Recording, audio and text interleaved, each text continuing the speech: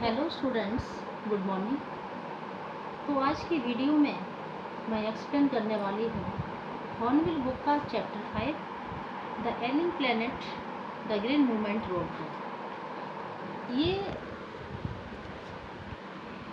नानी पालकीवाल ने लिखा था और ये पब्लिश किया गया था। ये चैप्टर बेसिकली एक आर्टिकल है जिसे किसने लिखा था? नानी पालकीवाल ने। और ये पब्लिश भी हुआ था इंडियन एक्सप्रेस में। यहाँ से देखेंगे students, the following article was written by Nani Palkhivala and published in the Indian Express on 24 November 1994. The issues that he raised regarding the declining health of the earth continue to have relevance. तो ये publish भी हुआ था Indian express में 24 नवंबर 1994 को। ये article काफ़ी लिखा गया था और इश्यूज रेज किए गए थे हमारी अर्थ के डिक्लाइन हेल्थ के बारे में। वो आज के टाइम में भी रिलेवेंट हैं और कनेक्ट किए जा सकते हैं। Clear? Now we start paragraph. One cannot recall any moment in world history which has gripped the imagination of the entire human race so completely and so rapidly as the Green Movement, which started nearly 25 years ago in 1972. The world's first nationwide Green Party was founded in New Zealand. Since then the movement has not looked back. यहाँ तक देखेंगे. Now I explain कि जहाँ तक starting में author कहते हैं अगर हम हिस्ट्री में देखें तो कोई भी ऐसा मूवमेंट नहीं है जिसमें इतने सारे लोगों को इन्फ्लुएंस किया हो और वो भी इतनी जल्दी जैसे ग्रीन मूवमेंट में किया है, जैसे ग्रीन मूवमेंट ने किया है। इसकी स्टार्टिंग 1972 में हुई थी जब world's first nationwide green party form हुई थी। यानी कब? जब world's first nationwide green party form हुई थी न्यूजीलैंड में। उसके बाद से ये मूवमेंट लगातार ही ग्रो करता जा रहा है। ऑथर बताते हैं कि इसमें हमने अपने व्यूज़ को शिफ्ट किया है एक मैकेनिस्टिक व्यू से एक होलिस्टिक और इकोलॉजिकल व्यू से पे इस वर्ल्ड के लिए। इसका मतलब है कि पहले जैसे ही जब इंडस्ट्रियल एज का टाइम था तब प्रोड्यूसर्स ज़्यादा रिसोर्सेज को एक्सप्लॉइट कर अपना प्रोडक्शन करते थे जिनसे हमारे एनवायरनमेंट को काफ़ी हार्म पहुंचता है और ये हमारी अर्थ को प्रोटेक्ट करने के लिए कोई ध्यान नहीं देते थे। पर हमें अब होलिस्टिक और इकोलॉजिकल पर शिफ्ट हो रहे हैं जिसमें हम ध्यान रखें कि हम एनवायरनमेंट को कोई नुकसान न पहुंचाएं और सारी चीज़ें एज ए बैलेंस वे में ग्रो करनी चाहिए। फर्स्ट पैराग्राफ समझ में आया? Next paragraph we have shifted से लेकर के एंड प्रिजर्व्ड तक देखेंगे। Okay students, now I explain.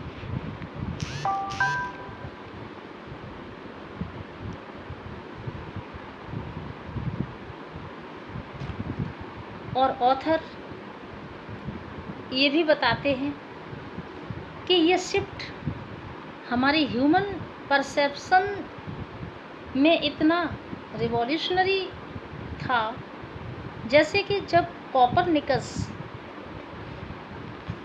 ने 16th सेंचुरी में मैनकाइंड को समझाया था कि जो अर्थ है और दूसरे प्लैनेट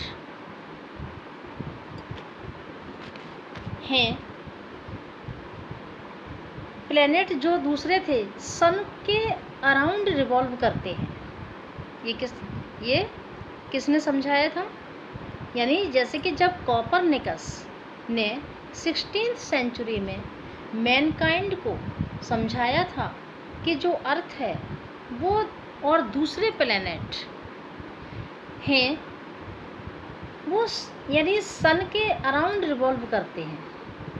इस मूवमेंट के कारण पहली ह्यूमन हिस्ट्री में पहली बार वर्ल्ड वाइड एक कंसाइंसनेस ग्रो कर रही है कि अर्थ भी एक लिविंग ऑर्गेनिज्म है और हम इस ऑर्गेनिज्म के पार्ट हैं और इस ऑर्गेनिज्म की खुद की नीड्स है।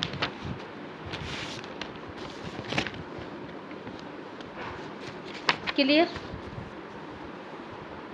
द अर्थ वाइटल प्रोसेस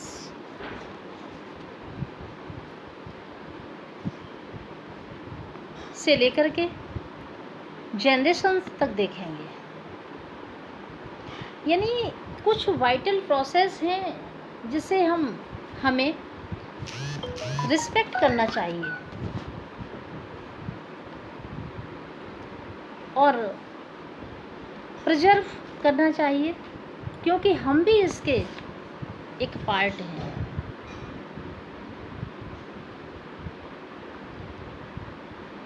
और अगर हम इसको परफेक्ट और प्रिजर्व नहीं करेंगे तो आखिरी में इसका बैड इफ़ेक्ट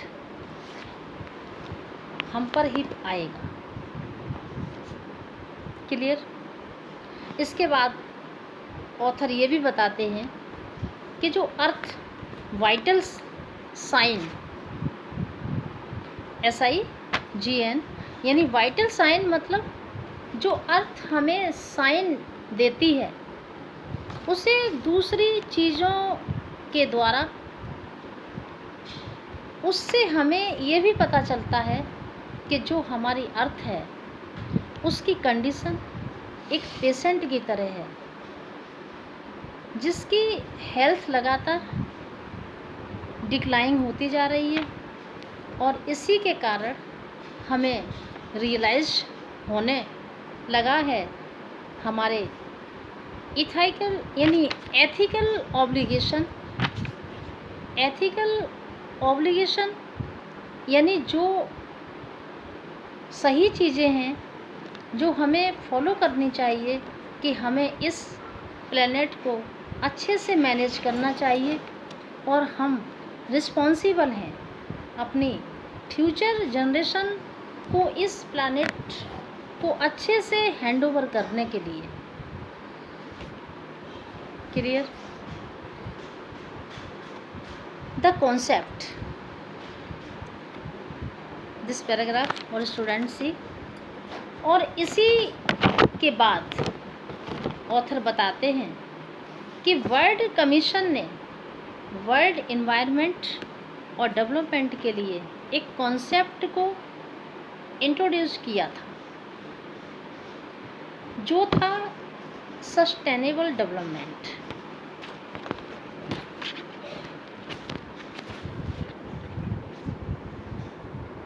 और इसे उन्होंने काफ़ी पॉपुलराइज्ड किया था 1987 में।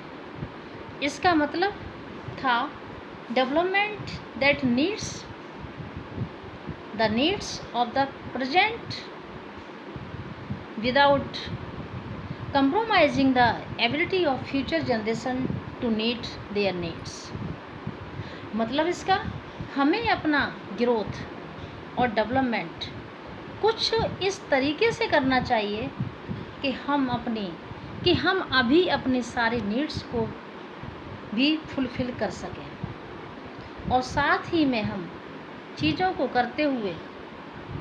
इन चीज़ों को करते हुए अपने रिसोर्सेज को इतना ज़्यादा भी यूज ना करें, यानी अपने रिसोर्सेज हैं उनको इतना भी ज़्यादा यूज ना कर लें कि हमारी फ्यूचर जनरेशन की नीड पूरी न हो पाए, और हमें सिर्फ उतने ही रिसोर्सेज यूज करने चाहिए ताकि हमारी प्रेजेंट नीड्स भी पूरी हो जाए और हमारी फ्यूचर जनरेशन को भी कंप्रोमाइज़ न करना पड़े अपनी नीड्स को पूरा करने के लिए।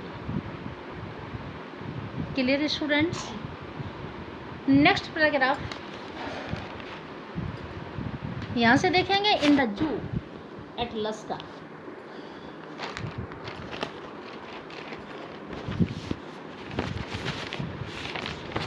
से लेकर के पार्टनरशिप तक देखेंगे। In the zoo at Lusaka Zambia. इसके बाद ऑथर बताते हैं कि एक जू है लस्का जाम्बिया में, जहाँ पर एक केज है, एक पिंजरा जिसको कहेंगे, और वहाँ पर एक नोटिस है, एक नोटिस लिखा होता है जो था the world's most dangerous animal. ये उस पर लिखा हुआ था। क्या लिखा हुआ था? The world's most dangerous animal. और इस केज के अंदर एक मिरर पड़ा था। क्या पड़ा था इस केज के अंदर? एक पिंजरे के अंदर एक मिरर पड़ा था, शीशा, दर्पण, और कोई एनिमल नहीं था इसमें, कोई भी एनिमल नहीं था। और इस मिरर में हमें अपनी इमेज दिखती है। क्या दिखती है? हमें अपनी इमेज। ऑथर कहते हैं कि इस तरह की एजेंसीज बहुत सारी कंट्रीज में जो अवेयरनेस लाना चाहती हैं लोगों में, एक अब जो मोस्ट डेंजरस एनिमल है, जो सबसे ज़्यादा खतरनाक है हमारी अर्थ के लिए इस टाइम पर, वो हम ह्यूमंस ही हैं। क्लियर? और हमें डोमिनेटिंग तरीके से नहीं रहना चाहिए,